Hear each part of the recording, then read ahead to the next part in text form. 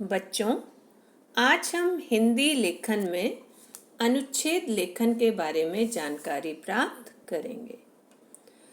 अनुच्छेद लेखन के बारे में जानने से पहले हमें यह पता होना चाहिए कि अनुच्छेद किसे कहते हैं। आपस में एक दूसरे से संबंधित वाक्यों का एक ऐसा समूह जिसमें किसी बड़े विषय के एक भाग या उपभाग का वर्णन किया जाता है, उसे अनुच्छेद कहते हैं। तो आइए अब हम जानते हैं कि अनुच्छेद लेखन क्या होता है। अनुच्छेद लेखन करते समय किन किन बातों का ध्यान रखना चाहिए और एक अच्छे अनुच्छेद की क्या विशेषताएं होती हैं। अनुच्छेद लेखन गद्य की महत्वपूर्ण विधा है। किसी भाव या विचार को व्यक्त करने के लिए लिखे गए संबद्ध और लघु वाक्य समूह को अनुच्छेद कहते हैं। तो अनुच्छेद लेखन गद्य की एक महत्वपूर्ण विधा या लेखन का एक ढंग या तरीका है, जिसमें किसी भाव या विचार को व्यक्त करने के लिए संबंधित और लघु वाक्य समूह होते हैं। अनुच्छेद में किसी घटना, दृश्य अथवा विषय को संक्षिप्त किंतु सारगर्भित अर्थपूर्ण ढंग से प्रस्तुत किया जाता है। तो अनुच्छेद में किसी घटना, दृश्य या विषय को संक्षिप्त तरीके से आवश्यक तथ्यों के साथ प्रस्तुत किया जाता है।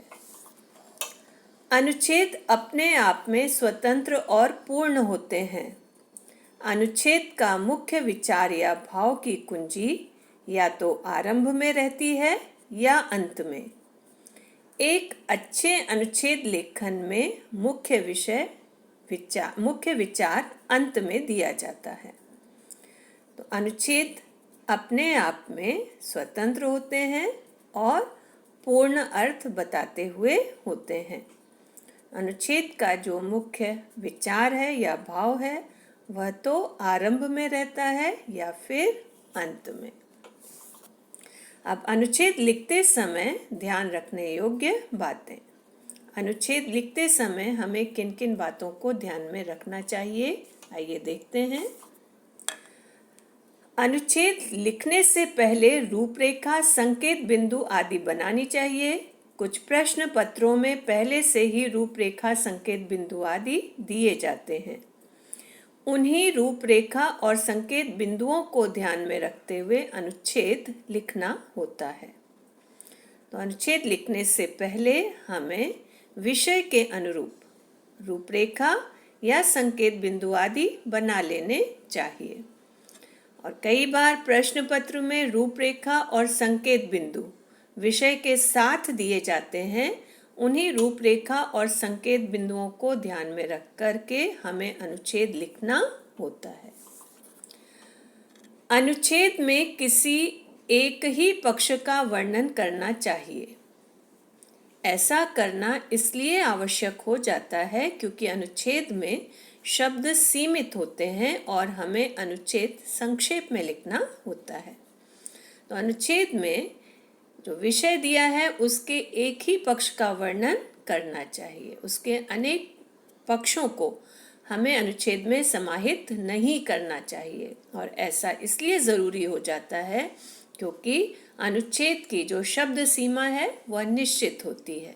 और अगर हम अनेक पक्षों का वर्णन अपने अनुच्छेद में करने लगेंगे तो हम तय शब्द सीमा के अंदर अपना अनुच्छेद समाप्त नहीं कर पाएंगे। भाषा सरल, स्पष्ट और प्रभावशाली होनी चाहिए।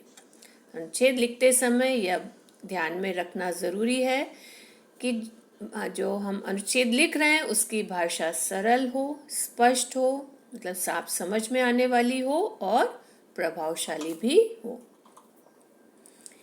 एक ही बात को बार बार दोहराना नहीं चाहिए क्योंकि एक ही बात को बार बार दोहराने से आप अपने अनुच्छेद को दिए गए सीमित शब्दों में पूरा नहीं कर पाएंगे और अपने संदेश को लोगों तक नहीं पहुंचा पाएंगे। तो अनुच्छेद में जिस बात को, जिस तथ्य को हमने एक बार लिख दिया, उसे बार बार दोहराना नहीं चाहिए, क्योंकि अगर हम एक ही बात बार बार दोहराते रहेंगे तो जो संदेश हम अपने अनुच्छेद के माध्यम से देना चाहते हैं वो तय शब्द सीमा में नहीं दे पाएंगे। अनावश्यक विस्तार से बचना चाहिए तथा अपने विषय से भटकना नहीं चाहिए। ठीक है, जो किसी तथ्य के अनावश्यक विस्तार से बचना चाहिए और जिस विषय पर हम अनुच्छेद लिख रहे हैं उससे भटकना नहीं चाहिए। विषय को हमेशा ध्यान में रखना चाहिए। शब्द सीमा को ध्यान में रखकर ही अनुच्छेद लिखना चाहिए। ऐसा करने से अनुच्छेद में महत्वपूर्ण बात लिखने की ओर ध्यान दे पाएंगे। तो जो निर्धारित शब्द सीमा है उसी में अनुच्छेद को पूरा करना चाहिए, तभी हम जो महत्वपूर्ण बातें हैं उन्हें अपने अनुच्छेद में लिख पाएंगे। पूरे अनुच्छेद में एक रूपता होनी चाहिए। ऐसा नहीं होना चाहिए कि कहीं कोई बात विषय से अलग लगे और पढ़ने वाले का ध्यान भटक जाए।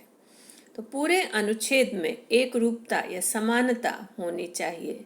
ठीक है, कहीं कोई बात विषय से अलग नहीं होनी चाहिए ताकि जो अनुच्छेद पढ़ रहा है उसका ध्यान भटक ना जाए।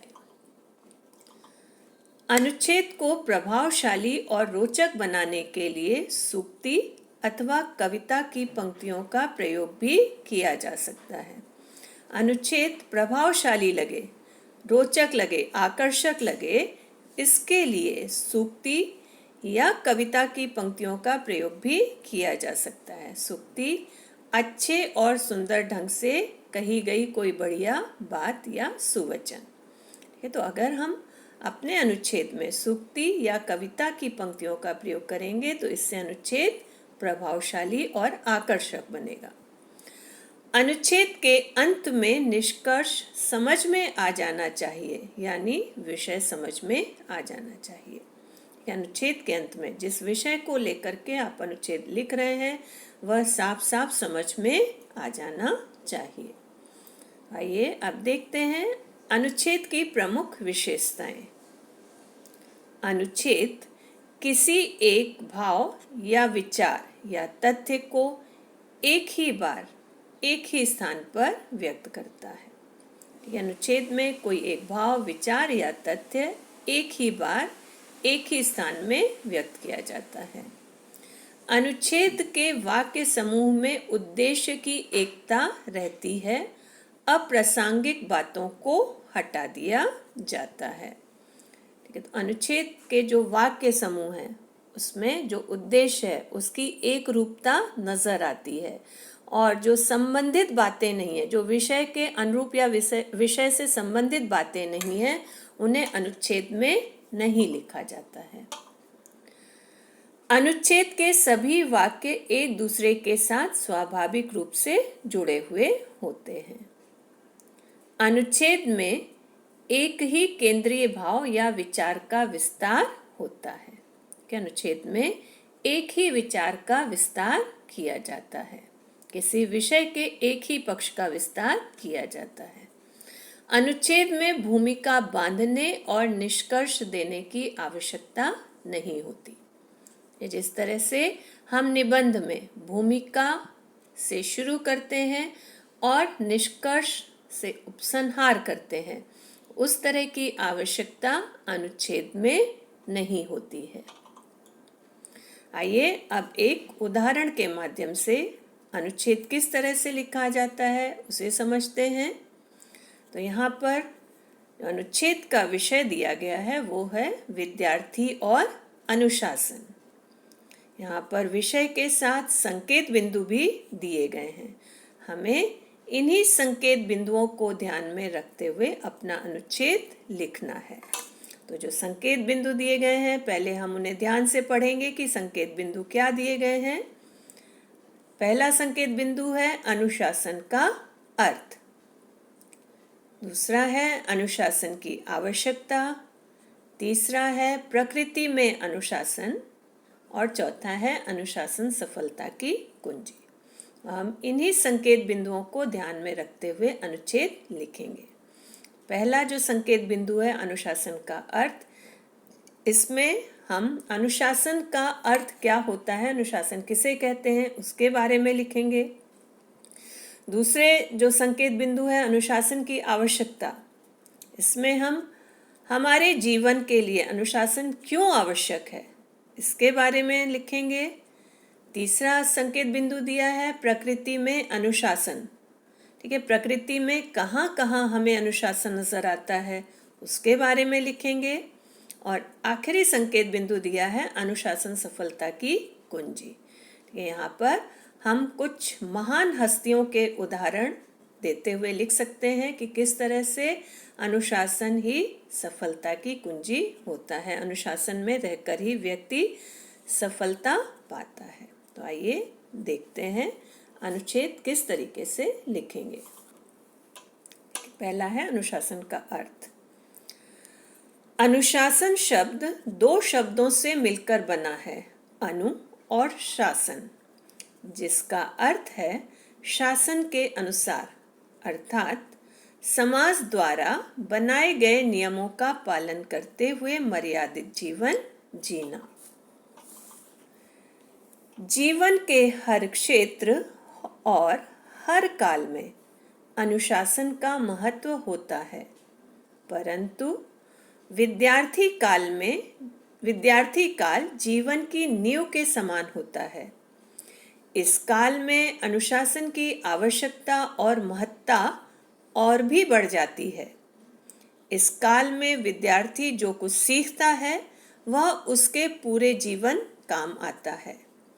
एक बार अनुशासनबद्ध जीवन जीने की आदत पड़ जाने पर आजीवन यही आदत बनी रहती है। प्रकृति अपने कार्य व्यवहार से हमें अनुशासन का पाठ पढ़ाती है। सूर्य समय पर निकलता है, चांद और तारे रात होने पर चमकना नहीं भूलते हैं, ऋतुएं समय पर आती जाती हैं, वसंत ऋतु आने पर फूल खिलना नहीं भूलते हैं, वर्षा ऋतु में बादल बरसना नहीं भूलते हैं। यह हमें अनुशासन का पाठ पढ़ाते हैं। जीवन में जितने लोगों ने सफलता प्राप्त की है उसके मूल में अनुशासन रहा है। गांधी जी, नेहरू जी, टैगोर, बाल गंगाधर तिलक, विवेकानंद जैसी महान हस्तियों की सफलता का मूल मंत्र अनुशासन ही रहा है। विद्यार्थियों को कदम कदम पर अनुशासन का पालन करना चाहिए और सफलता के सोपान पर चढ़ना चाहिए।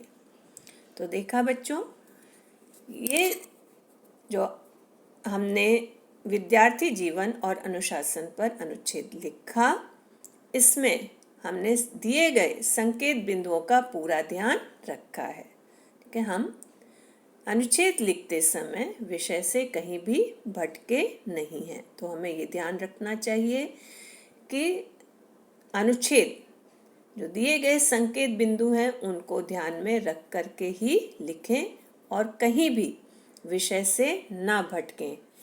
एक बात को दोबारा ना दोहराएं, तभी हम तय शब्द सीमा में एक अच्छा अनुच्छेद लिख पाएंगे। बच्चों, इन्हीं सब बातों को ध्यान में रखकर आपको अनुच्छेद लिखने हैं।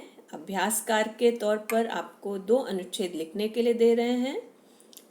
निम्नलिखित विषयों पर संकेत बिंदुओं के आधार पर 100 से 120 शब्दों में अनुच्छेद लिखिए। तो यहाँ पर पहला अनुच्छेद का विषय दिया है मुड़ो प्रकृति की ओर। इस अनुच्छेद के लिए संकेत बिंदु दिए गए हैं। मानव प्रकृति का अभिन्न अंग है। प्रकृति, दूसरा संकेत बिंदु दिया गया है प्रकृति से छेड़छाड़ भयावह है। और तीसरा संकेत बिंदु दिया गया है प्रकृति की रक्षा से मानव की रक्षा संभव है। ठीक है, इन्हीं संकेत बिंदुओं को ध्यान में रखते हुए हमें 100 से 120 शब्दों में अनुच्छेद लिखना है। अनुच्छेद का एक और विषय दिया गया है, शारीरिक शिक्षा और योग। इस विषय के लिए भी संकेत बिंदु दिए गए हैं। पहला संकेत बिंदु है शारीरिक शिक्षा का अर्थ, दूसरा है शारीरिक शिक्षा और योग, और तीसरा संकेत बिंदु है प्रभाव और अच्छे परिणाम। बच्चों, इन संकेत बिंदुओं को ध्यान में रखते हुए आपको अनुच्छेद लिखना है, और आप अनुच्छेद लिखने का जितना अभ्यास करेंगे उतना ही आपका अपनी भाषा पर नियंत्रण बढ़ता चला जाएगा। मैं उम्मीद करती हूँ कि अनुच्छेद किस तरीके से लिखना चाहिए ये आपको समझ में आया होगा। धन्यवाद।